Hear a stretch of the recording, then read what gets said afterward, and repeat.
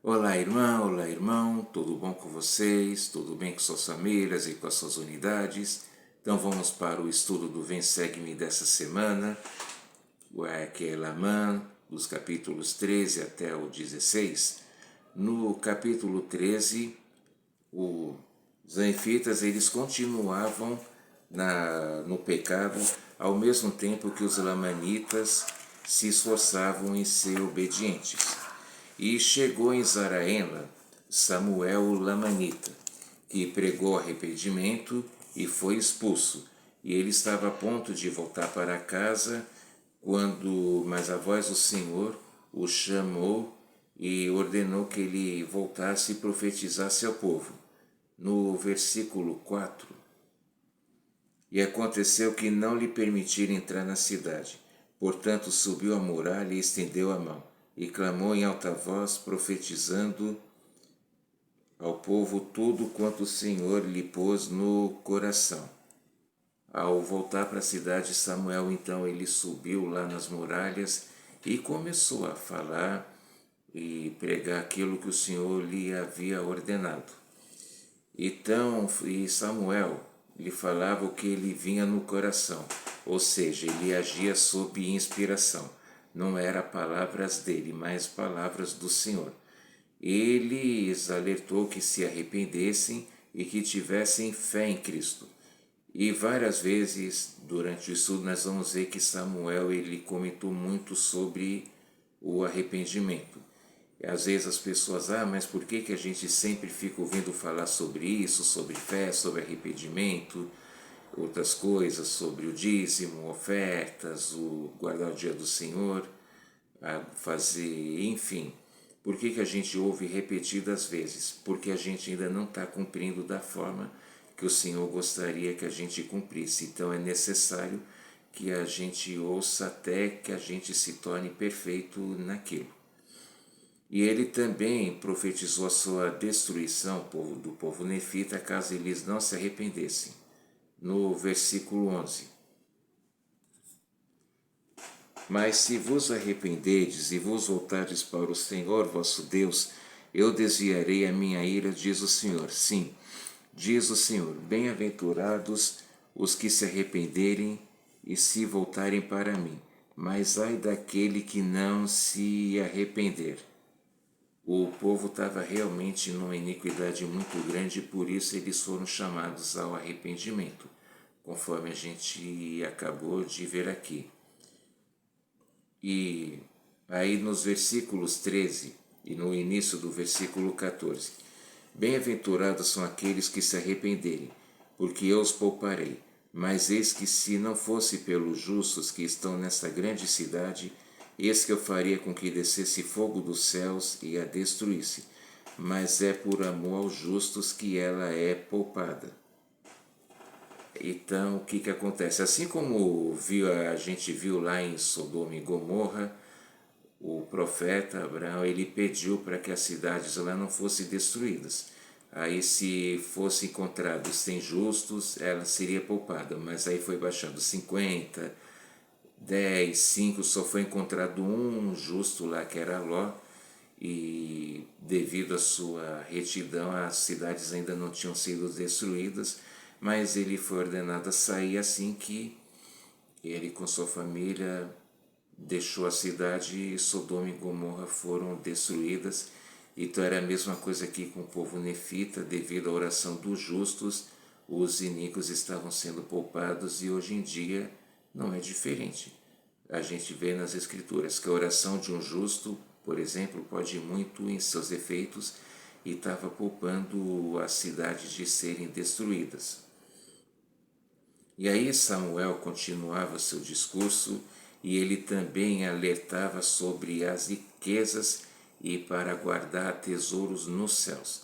Vamos deixar uma coisa bem clara: o fato de ter dinheiro, possuir riquezas, não é um pecado desde que a pessoa tenha conseguido de uma forma honesta, honrada, trabalhando e tendo conseguido de uma forma digna. Isso não é errado. O que a pessoa não pode ter conseguido dinheiro é através de corrupção, de roubo, de golpes, enfim, da forma errada. mas não era o que estava acontecendo aqui com os nefitas. Eles, mesmo quando adquiriam de forma honesta, eles estavam se preocupando em ter riqueza para poder se orgulhar, para poder ostentar. Vamos ver mais a respeito disso. E aí no versículo 22, não vos lembrais do Senhor vosso Deus nas coisas com que Ele vos abençoou, mas sempre recordais vossas riquezas, não para agradecer ao Senhor Deus, vosso Deus, por elas. Sim, vosso coração não se achega ao Senhor, mas enche-se de grande orgulho, com ostentação e com grande arrogância, invejas, discórdias, malícia, perseguições e assassinatos e toda sorte de iniquidades. Quem aqui nunca viu na vida gente que fica se exaltando, querendo se achar melhor por possuir alguma coisa, o que é mais caro, um carro, uma joia, um anel, uma roupa, no caso de hoje em dia, muito um celular. As pessoas têm a mente muito consumista, muito materialista e acabam aí se entregando, né, à vaidade, ou querendo ter inveja. Meu carro é melhor do que o seu, minha roupa é melhor do que a sua, meu celular, o meu iPhone é melhor do que o seu. E esse tipo de atitude não agrada nem um pouco ao Senhor, porque é orgulho, e o orgulho nos afasta de Deus. E a gente deve, ao contrário, ser humilde. E eles estavam se entregando a todo tipo de iniquidade, até mesmo chegando ao ponto de roubar, de matar, causar inveja. As pessoas têm muito isso de querer causar inveja nas outras pessoas. Pelo meu conhecimento e tudo, uma pessoa que faz isso, ela não tem autoestima. E aí ela procura usar algum bem material para poder se elevar. Ou ela também pode fazer isso por arrogância. Então, aí o Senhor acabou fazendo cair uma maldição na terra, devido às riquezas, iniquidades e perseguições aos profetas. E Samuel falou que se um homem fala do Evangelho, como ele e tantos outros falaram, o povo se revolta. Mas se um homem iníquo vem e ensina que é para fazer pecado, devassidão, iniquidade, aí eles aceitam, abraçam e o declaram como profeta. E nós também, o que nós estamos fazendo? A gente temos a conferência gira hoje em dia, temos ali a ONU, as escrituras. Quando o profeta nos dá um conselho, a gente aceita de bom grado ou a gente fica tentando justificar, procurando se rebelar, ou dizendo, isso é bom só lá nos Estados Unidos, isso é bom para quem é nascido no convênio, isso é fácil para quem mora em um lugar tal, isso é para as outras pessoas, isso não é para mim. A gente deve entender que o que o profeta fala é para o mundo todo, para quem é membro da igreja e também para quem não é. Sempre tem falado, né, de tempos trabalhosos, difíceis, as dificuldades, e é o que nós estamos vendo que está acontecendo. E o povo nefita foi realmente avisado sobre as consequências do pecado, como vamos ver agora no versículo 38. Mas eis que vossos dias de provação se passaram, procrastinastes o dia de vossa salvação, até que se tornou para sempre demasiado tarde. E vossa destruição é certa, sim, porque durante todos os dias de vossa vida buscastes aquilo que não podíeis obter, e buscastes felicidade na iniquidade, o que é contrário à natureza daquela retidão que é em nosso grande e eterno cabeça. E aí podemos, então as escrituras não nos deixam dúvida. Samuel está falando que ia ter pessoas que estavam se demorando para se arrepender, estavam procrastinando, ou seja, estavam deixando o dia do arrependimento para o fim, até que não era mais possível eles se arrependerem, e eles já estavam amadurecidos em iniquidade e não poderiam mais ter as bênçãos da expiação de Cristo em suas vidas. E nós estamos procurando nos arrepender diariamente ou estamos deixando só para quando for o último dia? Como muita gente pensa, quando chegar o último dia eu me arrependo, ou como a história de uma senhora que de repente começou a ler a Bíblia sem parar. Aí a amiguinha da neta dela, que era criança, perguntou para a neta da mulher: nossa, por que a sua mãe lê tanto a Bíblia? E a criança, na sua inocência, disse: ela está se preparando para o último vestibular. Mas não, a gente não deve deixar para o final, a gente deve procurar se aperfeiçoar sempre, se arrepender e melhorar a cada dia. E o interessante, e mesmo com toda essa iniquidade com que ele passava diante desse povo, Samuel orava por eles. Samuel orava em favor deles. Na missão a gente tinha muito dessa oportunidade, a gente tinha que orar pedindo forças ao Senhor para que Ele nos desse sabedoria e para saber agir com as situações, coisa que eu procuro também fazer hoje em dia, claro, e para que a gente suportasse as provações, para que a gente pudesse levar almas ao arrependimento, plantar frutos para que, se não fossem colhidos na hora, um dia depois fossem colhidos e a igreja assim poder crescer. E nós estamos fazendo isso, a gente está orando em favor das outras pessoas ou somente por aqueles que a gente gosta. É fácil? Claro que não é, mas vale a pena. Aí no capítulo 14, Samuel ele continuou a profetizar e lhes disse que dentro de 5 anos Cristo iria nascer aqui na terra, ou seja, ele profetizou sobre o nascimento de Cristo. Vamos para o versículo 3. Eis que isto vos darei por sinal, na ocasião de sua vinda, eis que haverá grandes luzes no céu, de modo que na noite anterior à sua vinda não haverá escuridão, tanto que aos homens parecerá ser dia.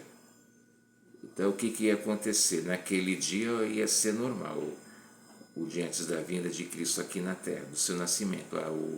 O sol ia brilhar normalmente e tal, mas quando chegasse o seu horário de costume ele ia se pôr, porém não ia anoitecer, a noite ia ficar claro como se ainda tivesse dia, e depois no dia seguinte, no devido horário, o sol ia nascer de novo.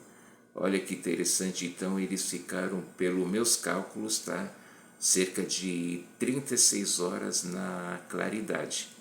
Então, já imaginou passar por uma experiência dessa? A noite não acontecer e ficar assim claro direto?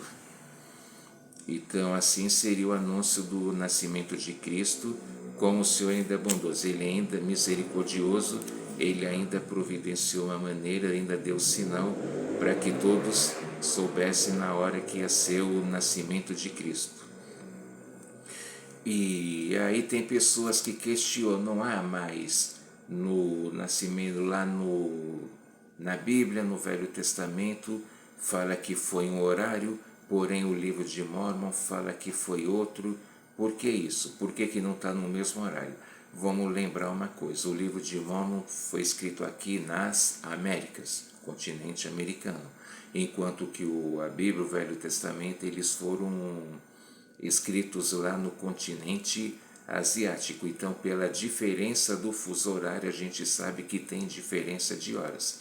Aqui, por exemplo, se é 1 da tarde aqui no Brasil, ou na maioria dos estados, lá no Japão, por exemplo, já são 1 da tarde, 1 da madrugada. Ou a 1 da tarde aqui, lá em Nova York, ainda são 11 da manhã. E são vários exemplos, e geralmente 1 da tarde aqui já são umas 5 da tarde lá na maioria dos países europeus. Então, pode parecer impossível e tal, mas é bem fácil de acreditar, na verdade. E aí no versículo 5 fala que do surgimento de uma nova estrela que aparecer nos céus, obviamente, como demonstração. Perdão, devido a um barulho aqui na rua, eu precisei dar uma pausa.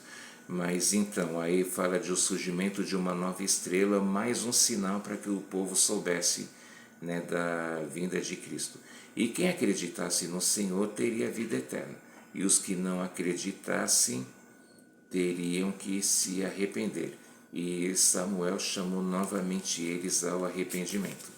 Agora vamos para o versículo 12.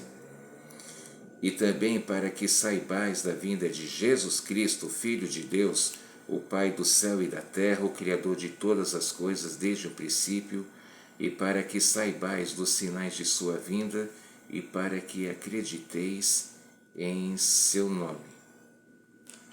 Mais uma vez dizendo, gente, o propósito do livro de Mórmon realmente é falar de Jesus Cristo. A salvação vem única e somente por Ele. Então aqui olha só como está a descrição, Criador dos céus e da terra, e para que eles pudessem acreditar. Aí o versículo 13. E se não acreditardes em seu nome, arrepender-vos-eis de todos os vossos pecados. Ele é errado, perdão. E se acreditardes em seu nome, arrepender-vos-eis de todos os vossos pecados, para que desse modo alcanceis a remissão dos pecados por meio de seus méritos. Está falando realmente do arrependimento. Todo dia é uma oportunidade de se arrepender, de poder se corrigir e assim ir se aperfeiçoando. Como realmente quantas vezes a gente está ouvindo aqui, né, para eles se arrependerem, porque realmente eles estavam numa iniquidade muito grande. Aí no 14, eis que novamente outro sinal eu vos dou, sim, um sinal da morte. Perdão, gente, era o versículo 15. O barulho que está tendo aqui na rua me desconcertou um pouco, me peço perdão. Mas tudo bem, ia ter outro sinal. Aí no versículo 15, pois eis que ele certamente deverá morrer para que venha a salvação. Sim, cabe-lhe morrer e isso é necessário para levar a efeito a ressurreição dos mortos, para que assim os homens possam ser conduzidos à presença do Senhor. Ele está falando aqui, né, que a respeito do plano de ressurreição. A morte de Cristo, na verdade, fazia parte da sua missão aqui na Terra, que levando a morte e ressuscitando, ele fez isso para que todos um dia incondicionalmente pudessem também ressuscitar. Aí no versículo 17. Mas eis que a ressurreição de Cristo redime a humanidade, sim, toda a humanidade, e leva-a de volta à presença do Senhor. Então aqui novamente está falando do arrependimento. E por que você que está assistindo está se perguntando por que está falando tanto de arrependimento? Como dizia meu presidente, repetição traz convicção. E já falamos. E por que é necessário? Porque a gente deve se arrepender continuamente, porque nós pecamos. E o Senhor nos deu livre-arbítrio, mas Ele nos deu também a oportunidade de podermos nos arrepender. E nos arrependendo, a gente demonstra humildade e que estamos querendo nos corrigir, nos aperfeiçoar. E depois Samuel ele falou dos sinais da morte de Cristo, versículo 20. Mas eis que, como vos falei a respeito de outro sinal, um sinal de sua morte, eis que no dia em que ele padecer a morte, o sol será obscurecido e recusar-se-á a dar-vos sua luz, e também a lua e as estrelas, e não haverá luz sobre a face dessa terra pelo espaço de 3 dias, desde a hora em que ele morrer até o momento em que ressuscitar dos mortos. Então aí ele dá mais detalhes, né? E depois os outros versículos tem muita informação do que vai acontecer nesses dias. Aí então, aí vamos detalhar. Aí então fala, né, que vai ter também, ia ter trovões e relâmpagos por muitas horas, terremotos, rochas se partindo ao meio, tempestades, montanhas se rebaixando, vales sendo escondidos, estradas destruídas, cidades devastadas, gente morta voltando à vida, e como falou no outro versículo, uma total escuridão pelo espaço de 3 dias. Ah, imaginou passar por isso, por não ter luz nenhuma pelo espaço de 3 dias? Isso a gente vai ver melhor depois lá em terceiro Néfi, na ocasião da morte de Cristo. Então, já imaginou passar por isso, não ter a luz nem do sol, nem da lua, nem das estrelas, e ter tudo isso, esses terremotos, cidades devastadas, enfim, tudo isso é assustador, não é verdade? Que já imaginou passar por uma adrenalina dessa? Mas, e aí na segunda vinda também vai ter grande, a gente está vendo já grandes sinais. Nós estamos vendo até que mesmo fenômenos da natureza que a gente dizia, a gente não precisa se preocupar. Nós estamos no Brasil, a gente já está vendo no Brasil acontecendo já acontecimentos fantásticos da natureza, como alguns tremores de terra, ciclones, essa enchente que deu lá já agora lá recentemente no Rio Grande do Sul. Alguns lugares estão sofrendo com seca porque não chove. Enfim, a gente está vendo uma variação de tempo muito grande, e quem é de São Paulo aqui então que o diga, né? A gente chega a ter as 4 estações em um único dia.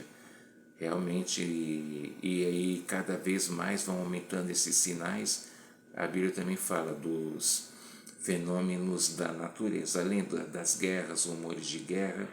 Então, até chegar a segunda vinda, vai acontecer ainda muito mais coisa. Talvez você que assistiu aquele filme em 2012 pode ficar pensando, ou o dia depois de amanhã deve estar, será que vai ser daquele jeito? Eu acredito que vai ser ainda muito mais forte do que foi retratado nos filmes. Porém, quem crê e será salvo, e quem perece, ele fala aqui nos outros versículos, é por culpa própria. Muita gente tenta justificar um erro, mas fulano, beltrano, cicrano também faz, eu também posso fazer. Não, a gente nunca deve se espelhar no exemplo errado ou mau exemplo de outra pessoa. A gente deve fazer o que é certo. E aí Deus ele nos deu o conhecimento e o livre-arbítrio, e cada um terá sua própria restituição. Quem for justo vai ser ressurreto para a justiça, e quem não for justo vai continuar também na iniquidade. Ninguém vai ser assim purificado sem mais nem menos. A pessoa tem que se esforçar. E aí vamos para o capítulo 15. Samuel ele continua falando do arrependimento. Que ele fala, né, que o Senhor castigou os nefitas porque os amava. Quando nós somos pais, a gente aprende isso, a gente tem que falar isso para nossos filhos. Às vezes é fácil, é claro que não é, a gente não quer castigar um filho, mas às vezes a gente é necessário, não é de bater nem de espancar, tá? Por favor, mas é de orientar desde sempre, e de às vezes tirar algo que gosta, como aconteceu comigo, para poder aprender. E a gente, às vezes, para que melhore na escola, por exemplo, a ser orientado, ajudar dentro de casa, para que a criança possa se crescer, se tornar um adulto responsável. Então, nem sempre tudo que a gente vai pedir para o Pai Celestial ele vai nos conceder. E nem tudo que um filho pede a gente deve atender. Nós estamos vendo aí que muita dessa geração agora, eles têm esse problema, ficam deprimidos. Por quê? Porque eles sempre são acostumados a ter as suas vontades e gostos satisfeitos, mimos atendidos, e na hora que não estão, que não recebem aquilo que querem, ou ficam irritados, ou ficam deprimidos. Então, daí a importância, como eu volto a dizer, não cair naquela história do que, é criança, quando crescer a gente corrige, ou é jovem, é assim mesmo, é adolescente, isso passa não. A gente deve orientar desde sempre e dar uma disciplina quando for necessário. Pode ser deixar sem televisão, deixar sem internet, ou sem videogame, ou sem algum passeio, mas enfim, a gente também, para demonstrar amor aos nossos filhos, a gente também deve corrigir, disciplinar, pensando nesse exemplo do Pai Celestial. E aí aí ele fala que os lamanitas eles eram muito iníquos, porém ao receberem o Evangelho, eles mudaram de atitude e eles se esforçavam em guardar os mandamentos e observar a lei de Moisés, que era a lei preparatória para a lei de Cristo, ainda era época do Velho Testamento, e por isso eles tinham que obedecer essa lei. Então vamos para o versículo 6. Sim, digo-vos que a maior parte deles está fazendo isto, esforçando-se com infatigável diligência para que o conhecimento da verdade seja levado ao restante de seus irmãos. Portanto, há muitos que se unem a eles diariamente. E o que aconteceu? Quando, uma vez que os lamanitas receberam o Evangelho, eles tiveram fé, se arrependeram, eles chegaram até mesmo a enterrar suas armas de guerra, preferindo mesmo morrer do que voltar a matar ou atacar alguém. A gente vê a diferença que faz quando a pessoa realmente se converte ao Evangelho. E ele também aqui fala que as promessas estão estendidas aos lamanitas nesses últimos dias, porque o Senhor ele é misericordioso. E Samuel disse as palavras do Senhor: caso não se arrependessem, eles seriam destruídos, apesar das grandes e maravilhosas obras, no caso aqui os nefitas. E no capítulo 16 agora, aí teve muitos que deram ouvidos às palavras de Samuel e procuraram ele para se confessar e serem batizados. E os que não acreditaram ficaram com raiva e jogaram pedras e flechas contra ele. Só que Samuel ele estava tão cheio do Espírito Santo que ele não pôde ser atingido, não pôde ser machucado. E os que não acreditaram, aí quando viram isso, teve muito mais gente ainda que ficou admirado e se arrependeu e o procurou para ser batizados e a crer em Cristo. Mas só que infelizmente a grande maioria dos nefitas se irritou, alegando que aquilo era blasfêmia, que ele era possuído, que por isso que ele não podia ser atingido. E aí eles subiram para tentar agarrá-lo, só que aí ele pulou das muralhas de lá dos nefitas e foi pregar o povo dele, os lamanitas, e nunca mais se ouviu falar entre eles lá no povo nefita. E acontecendo isso, passado 2 anos, o povo ficou arrogante e só a minoria que era obediente aos mandamentos. Depois, mais 2 anos se passaram e grandes sinais foram mostrados e as profecias começaram a ser cumpridas. Aí vamos para o versículo 14. E anjos apareceram a alguns homens sábios, anunciando-lhes boas novas de grande alegria. Assim, nesse ano as Escrituras começaram a ser cumpridas. Em Doutrina e Convênios, o Senhor também ele falou que, mesmo que passem os céus e a terra, mas se uma profecia foi dita, ela irá ser cumprida independente de qualquer coisa. Porque o Senhor ele tem palavra e ele jamais vai deixar que alguma coisa no seu Evangelho seja contraditória. Temos que pensar nisso. E com exceção dos mais fiéis, o povo ficou orgulhoso da sua própria sabedoria e blasfemavam, dizendo que não haveria Cristo e duvidavam até mesmo de Jerusalém e alegavam que era uma tradição tola para os manter escravos e ignorantes. E vemos como que o inimigo conseguiu colocar isso na cabeça deles. Lá no começo do livro de Mórmon, a gente viu que Lamã e Lemuel, as suas esposas e seus amigos, achavam que era loucura, que não poderia haver outra terra, que não iam conseguir construir um barco para chegar em um outro local e tão distante. E aqui o inimigo ficou pondo na cabeça do que? Imagina Jerusalém, um lugar que a gente nem conhece e que não ia ver Cristo. Vemos como o inimigo ele é infatigável no seu trabalho, como ele fica botando coisas na cabeça das pessoas para que elas não creiam em Cristo, para que elas não se aproximem dele. A gente vê que o inimigo ele é ardiloso e fica pondo coisas na cabeça das pessoas para que elas não sigam. Aqui, voltando a dizer, o povo estava aguardando a primeira vinda de Cristo e agora a gente está aguardando, estamos nos últimos dias, que são tempos trabalhosos, verdade? Estamos aguardando a segunda vinda de Cristo. Portanto, a gente deve se preparar realmente todo dia. A cada dia é uma oportunidade para a gente poder se corrigir.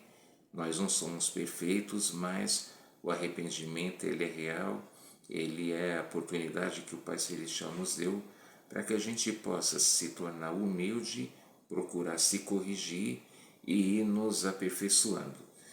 E agora, com a conclusão do livro de Elamã, a gente também termina o que a gente chama de o Velho Testamento do livro de Mórmon, porque foi feito lá mais 600 anos antes de Cristo, com Leí ao sair de Jerusalém com a sua família, e se concluiu aqui, porque a parte agora, quando a gente começar o estudo da semana que vem, que vai ser, já começa a parte desde o nascimento de Cristo aqui na Terra. Mas os ensinamentos são ótimos, são importantíssimos e devemos segui-los para que a gente possa progredir e vamos ter em mente sempre isso, o arrependimento. A gente deve se pensar o que eu posso fazer para me corrigir, o que eu fiz hoje que amanhã eu posso fazer melhor, o que eu estou em falta, que eu preciso dar mais atenção e procurar trabalhar isso. O arrependimento está ao alcance de todos, o Pai Celestial ele nos ama e a gente deve ter isso em mente. E a gente às vezes escuta a pessoa dizer, mas eu tenho livre-arbítrio. Exato, todos têm livre-arbítrio, mas que possamos fazer uso correto e bom desse livre-arbítrio para o nosso próprio benefício. Essa foi a aula de hoje. Espero que você e sua família, sua unidade gostem bastante. Compartilhe com seus amigos, com seus familiares, irmãos. Se você ainda não é inscrito, se inscreva no canal. Deixe seu like, deixe seu comentário. E um grande abraço. Nos vemos na próxima aula. Tchau.